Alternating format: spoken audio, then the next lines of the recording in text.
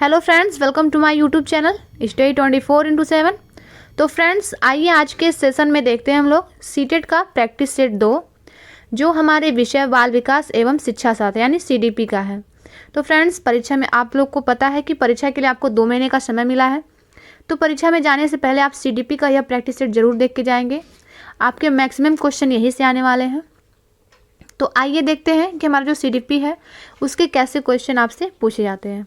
तो देखिए यहाँ पे सबसे पहला जो प्रश्न है हमारा, पहला प्रश्न हमारा विकल्प दिया रहेगा आपका, उसमें 4 ऑप्शन दिए रहेंगे आपके। जो आपका प्रश्न होगा उसके 4 ऑप्शन होंगे, आपको जो सही होगा उस पर आप टिक करेंगे। तो इसमें देखिए पहला प्रश्न हमारा है, अभिप्रेरणा के सिद्धांतों के अनुसार एक शिक्षक के द्वारा सीखने को संवर्धित कर सकता है। देखिए, जब भी आप किसी भी प्रश्न का उत्तर देंगे तो अपने आप को एक शिक्षक की भांति और वो जो जिसके बारे में जो छात्र होता है उसके बारे में आप एक बच्चे की भांति सोचेंगे। यानी जो बच्चे के लिए आप कभी गलत नहीं सोचेंगे, नकारात्मक उनके लिए नहीं होना चाहिए, उनके लिए आप सिर्फ सकारात्मक भावना ही रखेंगे।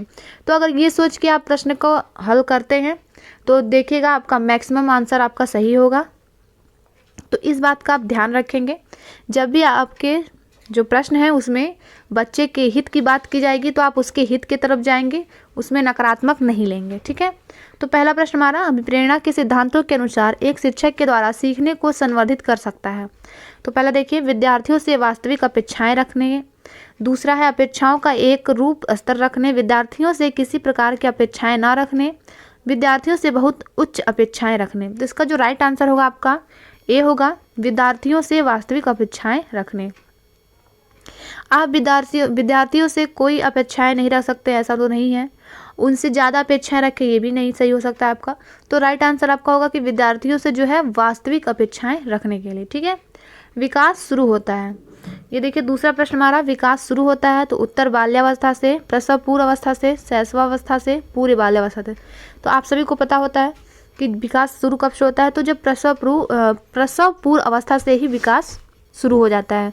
जो शिशु होता है उसका विकास प्रसव पूर्व अवस्था से ही शुरू हो जाता है, क्योंकि जब वो एक भ्रूण के रूप में होता है तो उसका विकास होते होते वह एक शिशु के रूप में होता है। शिशु के बाद वह किशोरावस्था, बाल्यावस्था, किशोरावस्था, फिर हमारा वृद्धावस्था, यह सारी चीज़ें होती हैं। तो ये विकास जो है प्रसव पूर्व अवस्था में ही शुरू होता है। इसका राइट आंसर आपका बी हो जाएगा। तीसरा प्रश्न हमारा, बहुविध बुद्धि सिद्धांत के अनुसार सभी प्रकार के पशुओं, खनिजों और पेड़ पौधों को पहचानने और वर्गीकृत करने की योग्यता कहलाती है। तो देखिए ये क्या योग्यता क्या कहलाती है, तो देखिए तार्किक गणितीय बुद्धि, भाषिक बुद्धि, स्थानिक बुद्धि, प्राकृतिक बुद्धि। तो आप बता सकते हैं देख के ही क्या है, प्राकृतिक बुद्धि, बी। राइट आंसर आपका इसका बी हो जाएगा। चौथा प्रश्न हमारा, अधिकांश व्यक्तियों की बुद्धि औसत होती है, बहुत कम लोग प्रतिभा संपन्न होते हैं और बहुत कम व्यक्ति मंद बुद्धि के होते हैं। यह कथन के प्रतिस्थापित सिद्धांत पर आधारित है। तो देखिए ये जो कथन है आपका किस पे स्थापित सिद्धांत पर आधारित है, बुद्धि के वितरण सिद्धांत पर आधारित है। इसका राइट आंसर आपका बी हो जाएगा। पांचवा प्रश्न हमारा, सहयोगी अधिगम में अधिक उम्र के प्रवीण विद्यार्थी छोटे और कम निपुण विद्यार्थियों की मदद करते हैं। इसका जो राइट आंसर देखिए क्या होगा, पांचवा प्रश्न हमारा, सहयोगी अधिगम में अधिक उम्र के प्रवीण विद्यार्थी छोटे और कम निपुण विद्यार्थियों की मदद करते हैं। इससे पहला है गहन प्रतियोगिता होती है, उच्च नैतिक विकास होता है, समूहों में द्वंद्व होता है, उच्च उपलब्धि और आत्मसम्मान विकसित होता है। तो इसका जो राइट आंसर होगा आपका डी होगा, उच्च उपलब्धि और आत्मसम्मान विकसित होता है। या किसी की जो मदद करने से विद्यार्थियों की गहन इसमें प्रतियोगिता नहीं है, ना ही उच्च नैतिक विकास होता है, ना ही किसी समूह में द्वंद्व होता है, यानी द्वंद्व मतलब झगड़ा लड़ाई यह सब होता है, यह सब नहीं होता है। इसका राइट आंसर आपका डी होगा, उच्च उपलब्धि और आत्मसम्मान विकसित होता है। छठा प्रश्न हमारा, जब पूर्व का अधिगम नई स्थितियों के सीखने को बिल्कुल प्रभावित नहीं करता तो यह कहलाता है।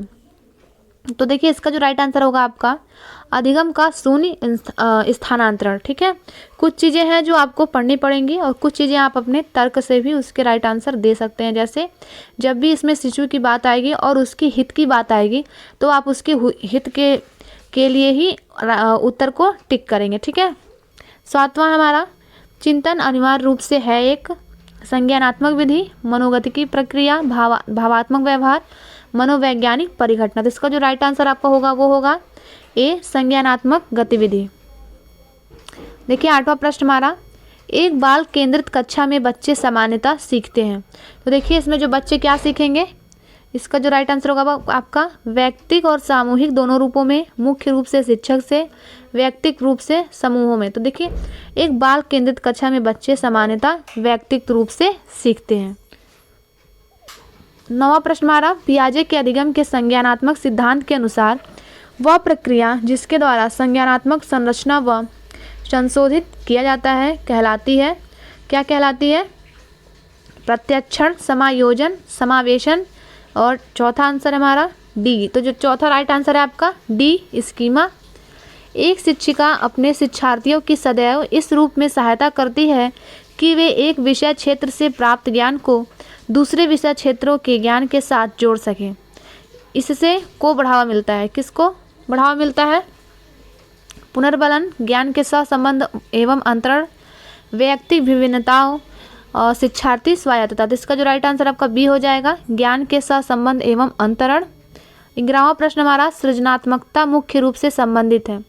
तो किससे संबंधित है? मॉडलिंग, अभिसारी चिंतन, अनुकरण, अपसारी यानी बहुविधि चिंतन, बहुविध चिंतन।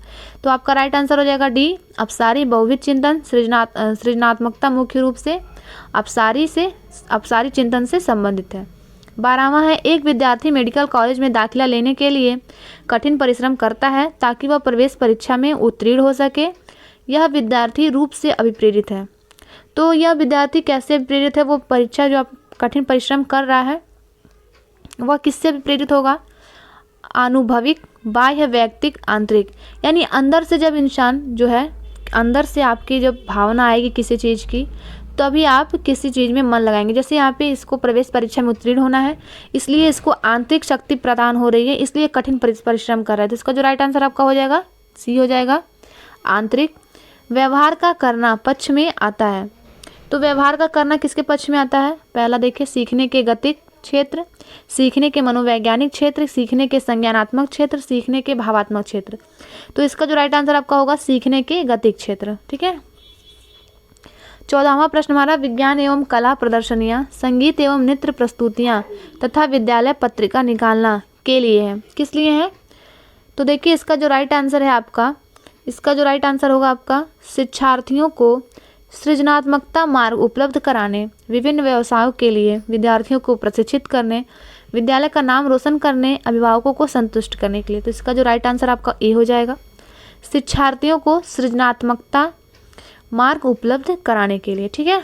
15वां प्रश्न हमारा, एक शिक्षिका अपने शिक्षार्थियों की अनेक तरह की सामूहिक गतिविधियों में व्यस्त रखती है, जैसे समूह चर्चा, समूह परियोजनाएं, भूमिका निर्वाह आदि। यह सीखने के किस आयाम को उजागर करता है? तो देखिए इसका जो आपका आंसर है, पहला देखिए, सामाजिक गतिविधि के रूप में अधिगम, मनोरंजन द्वारा अधिगम, भाषा निर्देशित अधिगम, प्रतियोगिता आधारित अधिगम। तो यहाँ पे देखिए इसका जो राइट आंसर आपका होगा ए होगा, सामाजिक गतिविधि के रूप में अधिगम। 16वां प्रश्न हमारा, जब एक शिक्षिका दृष्टिबाधित शिक्षार्थी को कक्षा के अन्य शिक्षार्थियों के साथ सामूहिक गतिविधियों में शामिल करती है तो वह कक्षा के लिए सीखने हेतु बाधाएं उत्पन्न कर रही है, समावेशी शिक्षा की भावना के अनुसार कार्य कर रही है, सभी शिक्षार्थियों में दृष्टिबाधित शिक्षार्थी के प्रति सहानुभूति विकसित करने में मदद कर रही है, दृष्टिबाधित शिक्षार्थी पर संभवतः तनाव बढ़ा रही है। तो इसका जो राइट आंसर होगा आपका बी होगा, समावेशी शिक्षा की भावना के अनुसार कार्य कर रही है। ठीक है।